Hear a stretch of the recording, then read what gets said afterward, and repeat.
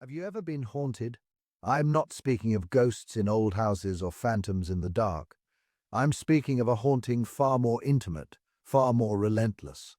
The haunting of your own mind. You tell yourself, you rationalize to yourself, that this is normal, that this is simply the price of being a conscious, feeling human being. You have learned to believe that your present unhappiness, your anxiety, your lack of joy, is the logical, unavoidable, and almost mathematically necessary result of a past you did not choose, a trauma you did not deserve, or a mistake you can never undo. You have taken your suffering, your pain, and you have polished it like a stone. You have turned it into a sacred wound, a morbid justification for your sadness, your anger, your profound and suffocating paralysis. You carry this wound with you everywhere, showing it to yourself and sometimes to others as proof of your tragic uniqueness. And when you look out at the world, when you see others who appear to be happy, who seem to live with a lightness you cannot comprehend, a venomous thought, a spider-like thought, creeps into the corners of your heart. You think, of course they're happy. They didn't have my childhood. They didn't suffer my betrayal. They didn't face my struggles. Their path was paved with gold while mine was paved with broken glass. In this moment, you have done something terrible. You have made your pain into your most cherished possession. Your story of victimhood, with you as the noble, suffering protagonist, has become the most precious and most poisonous thing you own. It is the only thing that gives you a sense of identity. But what if this entire way of being, this entire architecture of the soul, is a sickness, a deep, spiritual illness that is actively draining the life force from your marrow, day by day, moment by moment? What if the past, that great tyrant you bow down before, has absolutely no power over you except for the power you willingly, ritualistically, and continuously give to it? What if you could perform a kind of psychic alchemy? What if you could look upon every single event in the tapestry of your life, every failure, every humiliation, every heartbreak, every mistake, every agonizing moment of suffering, and not just accept it, not just tolerate it, but love it? What if you could see, with a terrifying and exhilarating clarity, that the very things you believe have ruined, you are, in fact, the necessary, brutal, and beautiful ingredients for your own potential greatness? Friedrich Nietzsche, the philosopher who took a hammer to the hollow idols of Western civilization, saw this sickness of the spirit with a clarity that could burn. He saw a humanity drowning in the swamp of its own resentment, crippled by a regret it refused to release, and enslaved by the phantom of a life that could have been. And in the face of this widespread spiritual plague, he proposed a cure, a terrifying, radical, and ultimately liberating cure. He forged a formula for a kind of inner strength so profound, so absolute, that it could take the lead of the heaviest suffering and transmute it into the gold of the purest joy. He gave this formula a name: Amor Fati, the love of one's fate. This video is not a comforting balm. It is not for the faint of heart, not for the spiritual tourist, not for those who are comfortable in their own misery. It is for you who are tired of being a ghost in your own life, for you who are ready to declare war, not on the cruel world, but on your own weakness. Today we will explore Nietzsche's most dangerous, most demanding, and most beautiful idea. We will learn how to stop being at war with reality, and how to become its most passionate lover. This path is not easy. It will require you to burn your most cherished excuses in a fire of self-overcoming. But if you have the courage to walk it, you will discover a joy so powerful, so invincible, that the world will no longer be able to touch your soul. Get ready to learn how to love your fate. Let us dissect this poison that has become your daily bread, this sickness of the soul that you have mistaken for your personality. Nietzsche gave it a precise name: resentment. You must understand this word. It is not the clean, hot fire of anger, which can be a catalyst for change. It is not the simple sadness of resentment, which can be processed and released. No, resentment is something far more insidious. It is a deep, chronic, festering, and impotent hatred for that which you cannot or will not change. It is the spiritual venom produced by the weak, by the spirit that is unable to act, and so instead, it can only react. The soul afflicted by resentment cannot create its own values. It can only create a world by negating the values of others. You know this feeling intimately, even if you have never given it this name. It is the bitterness that rises in your throat like bile when you see someone else succeed with an ease that seems insulting to your own struggle. It is the secret, shameful, and self-righteous pleasure you feel when someone who has hurt you, or someone you envy, finally stumbles and falls. It is the endless internal monologue, the tireless inner lawyer who seeks to justify your own inaction, your own paralysis. By meticulously cataloguing every injustice, every slight, every disadvantage the world has ever laid upon you, you have become a connoisseur of grievance, a morbid collector of slights. Your memory is no longer a wellspring of wisdom, it has become a dusty archive of evidence to be used in the endless, pointless trial against reality. You believe this obsessive blame gives you a sense of power, a moral high ground, but Nietzsche is screaming across time to tell you that it is the very essence of your slavery. He saw that the man of resentment is fundamentally incapable of creating anything new, anything beautiful, anything strong. He is too busy reacting. His entire identity is a negation. He defines himself not by what he affirms and loves, but by what he rejects and hates. His sense of self is built entirely in opposition to an external enemy, be it a person, a social class, or fate itself. He needs this enemy. He cherishes this enemy. Because without someone or something to blame, he would be forced to turn his gaze inward and confront the terrifying, gaping emptiness within himself. He would be forced to face the dreadful truth that he is responsible for the quality of his own soul. So he secretly loves his chains. He polishes them, he displays them, because they give him a perfect excuse for why he has never learned to walk on his own. This, Nietzsche declared with utter contempt, is the psychology of the slave. The slave is the one who cannot will, who cannot command himself, and so he seeks to find a master, even if that master is his own exquisitely curated suffering. You have allowed yourself to become this slave, a slave to the phantom of if only. If only I had taken that other job. If only I hadn't stayed in that relationship for so long. If only I had been born with more talent, more beauty, more luck. Each of these thoughts is another link in a chain you are forging, a chain you are wrapping around your own soul. Each act of blame is a willing surrender of your own will to power, your innate, godlike capacity to interpret your own life, to shape yourself, to create meaning from chaos. You are on your knees, praying to the altar of the past, begging it to change. You are waiting for the world to issue a formal apology. You are waiting for a cosmic justice that will never ever come. And while you wait, your life, your precious, unrepeatable life, is draining away, drop by precious drop, into a stagnant, poisonous pool of your own bitterness. To break free from this soul sickness is the first, most brutal, and most necessary step towards any kind of strength. It requires an act of violent self-overcoming. It requires you to abandon the sweet, addictive, and cowardly poison of blame. It demands that you look at your life in all its messy, imperfect, contradictory, and often painful detail, and take full, absolute, and terrifying responsibility for it. You must cease to be a reactor, a mere echo of events, and start becoming an actor, a creator. You must stop saying no to the reality that is, and begin the terrifying practice of saying yes. But to truly understand the sheer world-altering magnitude of this yes, Nietzsche confronts us with his most powerful, most dreadful, and most transformative thought experiment, the Eternal Recurrence. In the next part, we will face this ultimate test of the human spirit.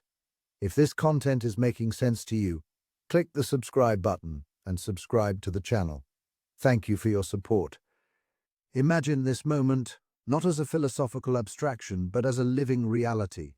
You are in your loneliest loneliness. The day is done. The distractions have faded. The noise of the world has receded. There is only you, the four walls of your room, and the deafening silence of the universe.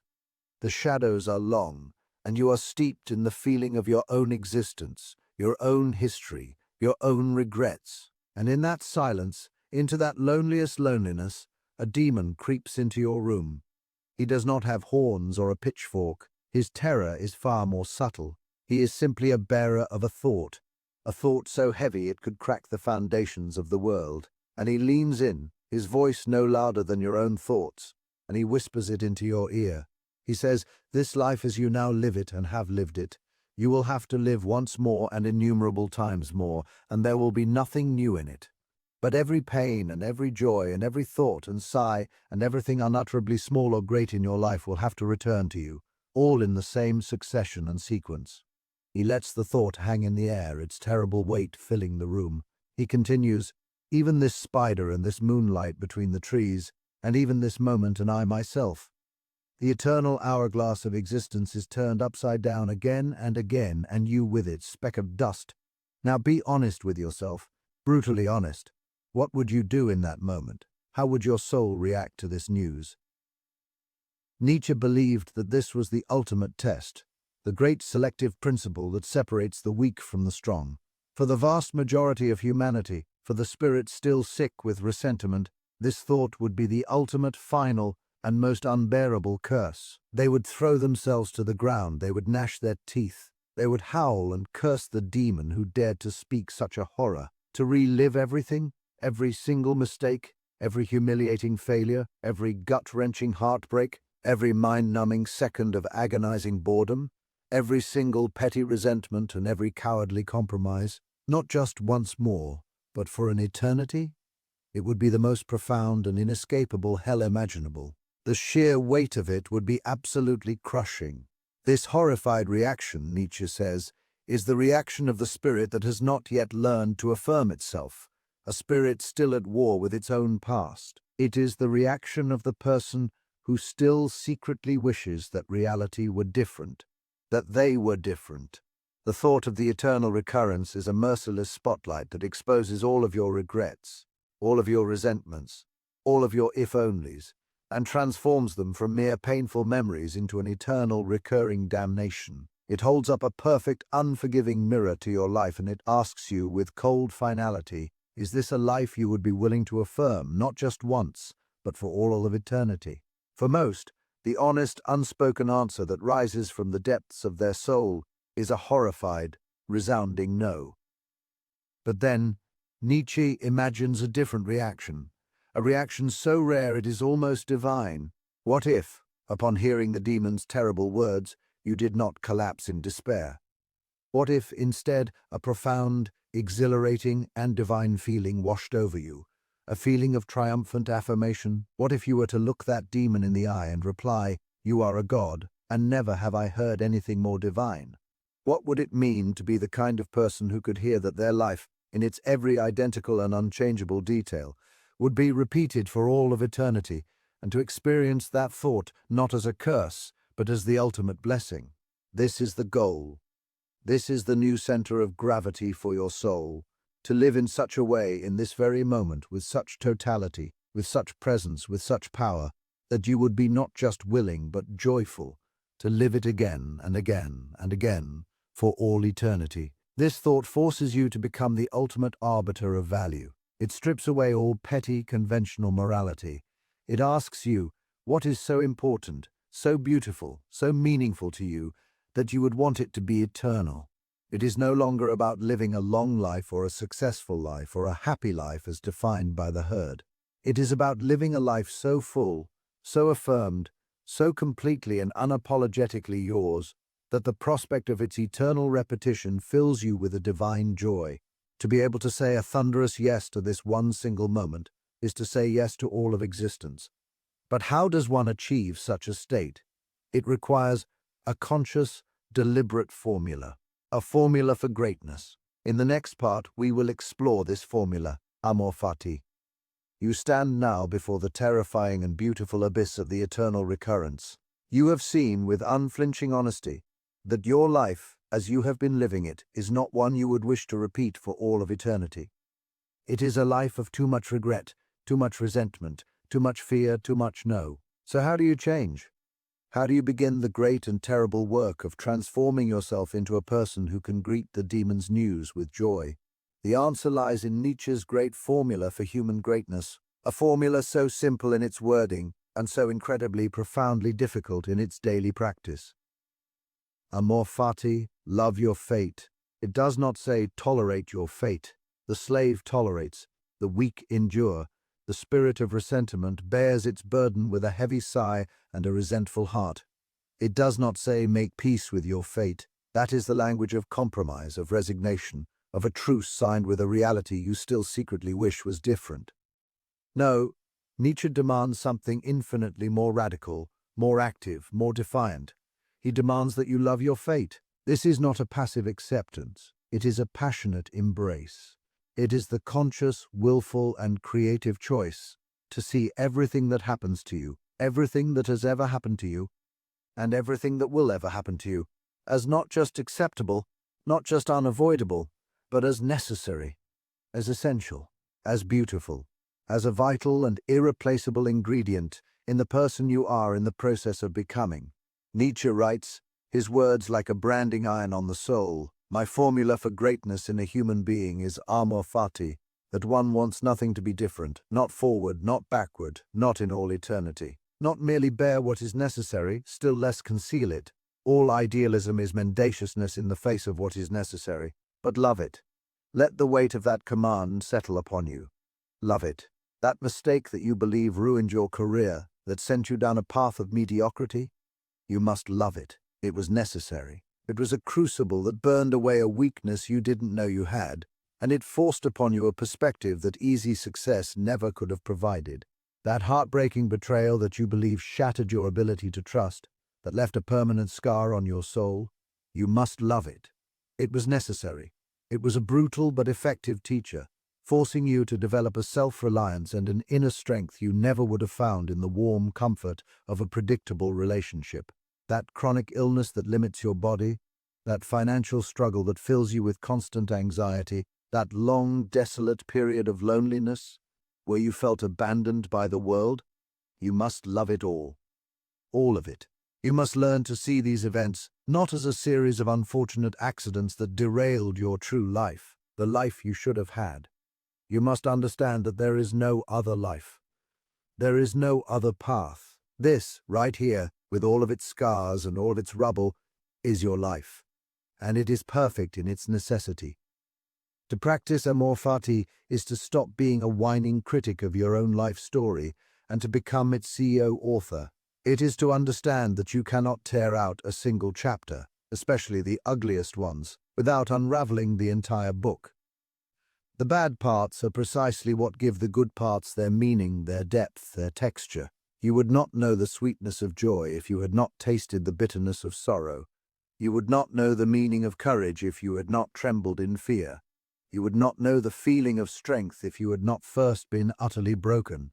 To wish away your suffering is to wish away your own growth. It is to wish away the very substance of yourself. This is the ultimate alchemy of the human will. It is the godlike ability to take the mud and straw and shit of your existence, the pain, the chaos, the absurdity, and to spin it through the force of your own love into gold.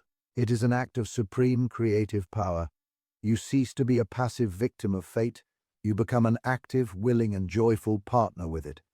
You are no longer being dragged through life screaming and protesting. You are dancing with it. Even when the music is a dirge, even when the steps are violent and convulsive, you choose to dance. This is the practice that forges the unbreakable spirit. But what kind of person does this inhumanly difficult practice create? In our final part, we will meet the ultimate goal of Nietzsche's philosophy, the yes-sayer. We have walked through the burning desert of resentment. We have stood at the edge of the abyss and faced the crushing weight of the eternal recurrence. We have been given the divine and difficult formula of Amor Fati, and now we arrive at the culmination of this brutal, beautiful, and transformative journey.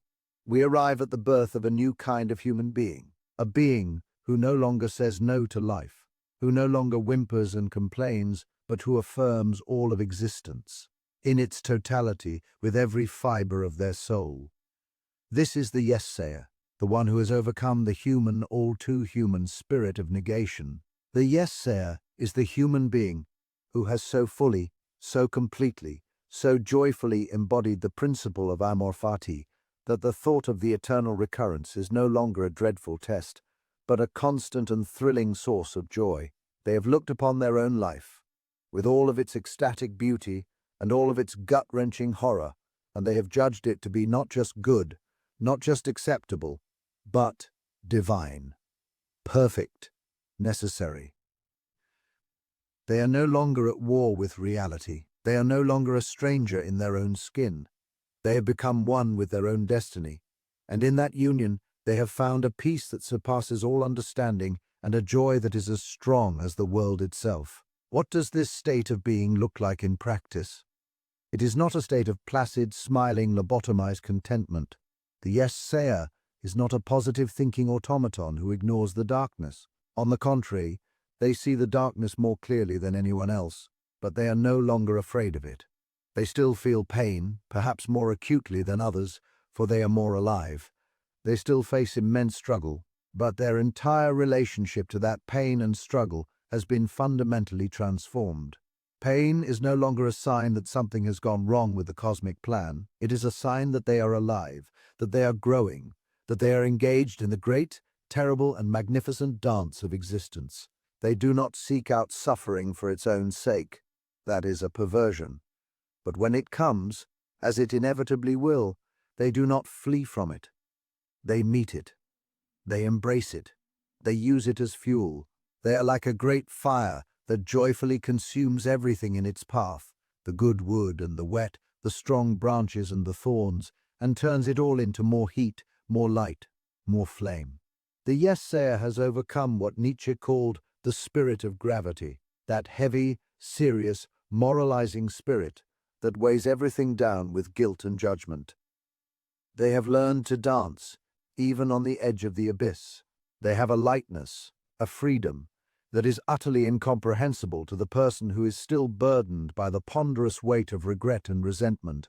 While others are carrying the heavy corpse of their past on their shoulders, the yes-sayer has given their past a joyful burial, and now dances on its grave. They are free to create, free to love, free to play, because they are no longer fighting the impossible, life-destroying war against what is.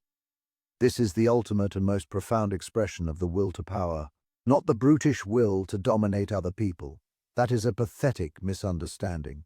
It is the will to dominate oneself, the will to be the absolute master of your own interpretations, the will to be the artist who sculpts their own soul out of the hard, unyielding, and often ugly marble of fate. The yes-sayer looks out at the world and sees not a series of problems to be solved, but a grand, chaotic canvas on which to create. They see not a prison of circumstance, but a sacred playground of possibility. They have become a creator of values, a self-propelling wheel, a sacred yes to all of life. This is the goal that Nietzsche, in his terrifying love for humanity, sets for us. Not to be happy in a cheap, comfortable, herd animal sense, but to be joyful and profound, powerful, and divine sense. To reach a state of being where you can look upon the entirety of your existence in all its terror and glory and say with every cell of your body, with a laugh that shakes the heavens, yes, once more, forever. Now, look at your own life. Look at the chorus of no that lives in your heart, the no to your past mistakes, the no to your present struggles, the no to your uncertain future. Are you ready to begin the great, difficult, and holy work of turning that chorus of no into a single, thunderous yes? Are you ready to stop being a whining critic of your life and to become its most passionate lover? Are you ready to become a yes-sayer? Comment below, Amor Fati, I love my fate. Let this be your first declaration, your first willful act of alchemy, your first step on the path to becoming who you truly are. This journey is the work of a lifetime. It is the greatest and most difficult art form. Do not stop here. The next video is essential. It will delve into the practical daily disciplines required to cultivate this mindset, to transform the theory of Amor Fati into a lived, breathing reality. You have heard the call of the demon and the god. Now the real work begins. See you there.